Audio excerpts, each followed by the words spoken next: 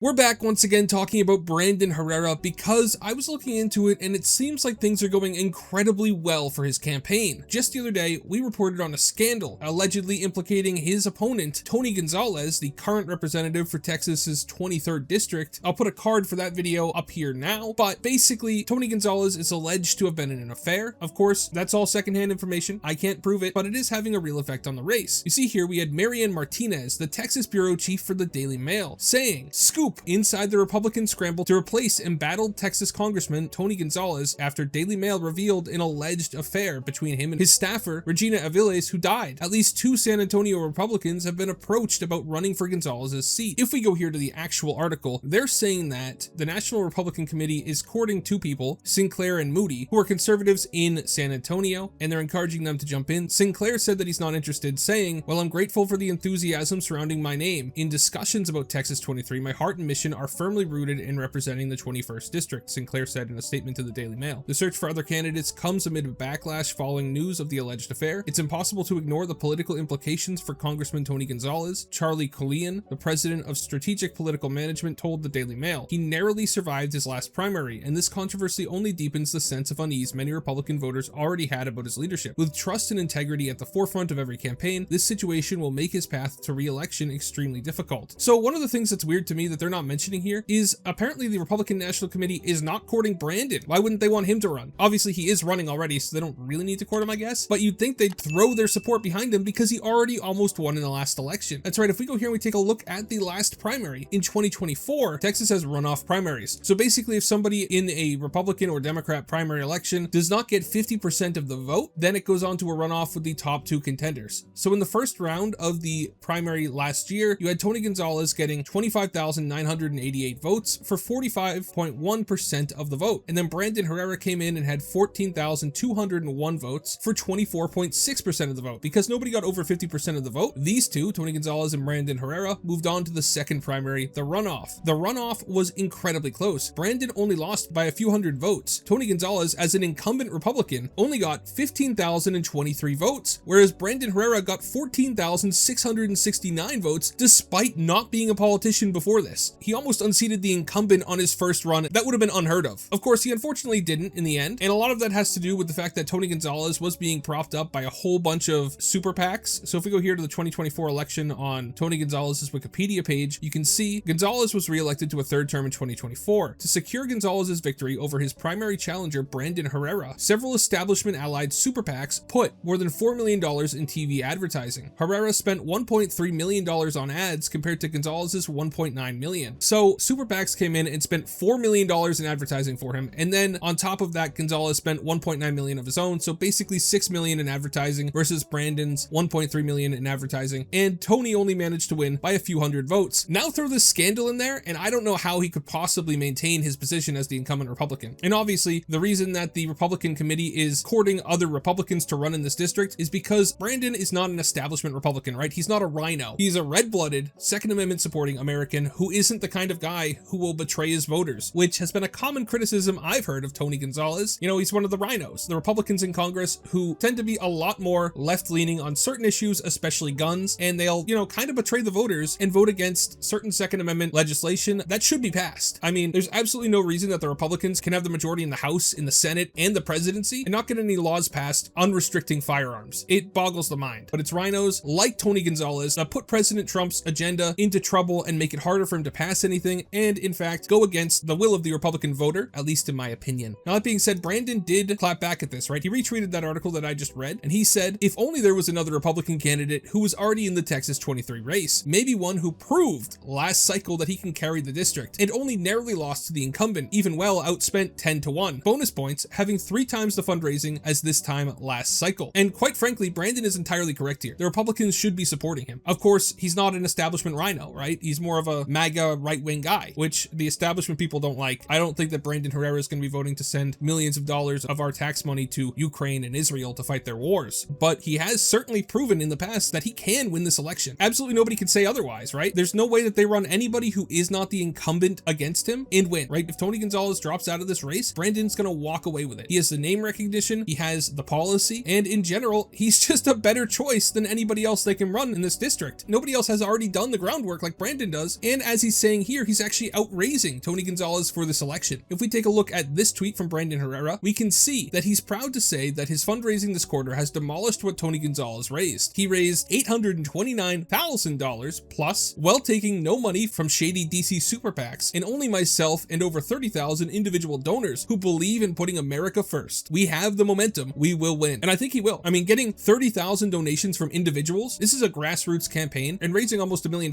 from that is huge, because a lot of these people, like Tony Gonzalez, rely on super PACs. Like I said here, if we go down here, we can see that super PACs paid for more than $4 million in TV advertising for him. So obviously, Brandon Herrera raising this money on his own and not from the shady super PACs is a good thing, especially because he's outraising Tony Gonzalez. I don't doubt that should Tony decide to stay in this race, there will be super PACs dumping money into his campaign at the last second to try to push him across the finish line. Although they might abandon him if the scandal gets any worse. I don't know. But if they do, then Brandon wins, right? There's nobody they can bring in that will have the pull in this district that Brandon Herrera has, especially because I think the Republican Party genuinely undervalues Brandon Herrera having over 4 million subscribers on YouTube, right? I don't think the Republican Party is as entrenched in the online culture as they should be, because they should be absolutely clamoring after Brandon. They should want this guy to be the face of the party. He's got 4 million subscribers on YouTube. The reach that he has, especially with young people, is way bigger than any other Republican except Donald Trump and JD Vance. I don't think there's any Republican candidate in the country that can have anywhere near the amount of influence that Brandon Herrera has, not just on the electorate, not just to win an election, but also just culturally. We've seen time and time again the GOP backstabbing people like Brandon Herrera, people who aren't establishment, in favor of people like Tony Gonzalez, who will toe the party line, but not too much, you know, more instead of the Republican Party line, it's more of the uniparty line, the deep state line, which is not something that Brandon Herrera is going to do, right? He is not going to be pushing the deep state line. I don't know if you've watched any Brandon Herrera videos, but he's not a huge fan of the military-industrial complex, sending American soldiers to die in wars overseas for no reason, which is why they are trying to find people to replace Tony that aren't Brandon. But I genuinely believe that the effect that having somebody like Brandon Herrera, somebody with a massive YouTube channel in Congress, would be a great move for the Republicans. And I can't understand why they wouldn't want to go into this. I mean, the guy's raising tons of money. He's already proven he can win. They should go and they should throw all of their support behind Brandon, because culturally, the effect that Brandon Herrera can have, right? We're in a government shutdown right now. If Brandon Herrera makes a video, he's in Congress, he says, hey guys, I'm in the House. We just passed the budget. It's off to the Senate, but the Democrats won't pass it. That message will reach a lot more people than the boomers in the Republican Party going on Fox News and saying, oh, it's the Democrats that are keeping the government shut down, which is true, but the message doesn't reach young people because they're all on TikTok, they're on YouTube, or they're on X. It seems to me that the Republican Party is stuck in the uniparty military-industrial complex mindset, despite the fact that the average voter is more in line with the America First MAGA mindset. And it just blows me away that they would not be endorsing Brandon Herrera at this point and throwing all their support behind him. But maybe that's just me. What do you guys think? Do you think that the Republican Party should support Brandon Herrera? Do you think that if Tony Gonzalez pulls out of the race, Brandon will win? Let me know in the comments, because I think things are going pretty well for Brandon. Thank you so much for watching all the way till the end. Remember to like and subscribe. Have a great day, and God bless you.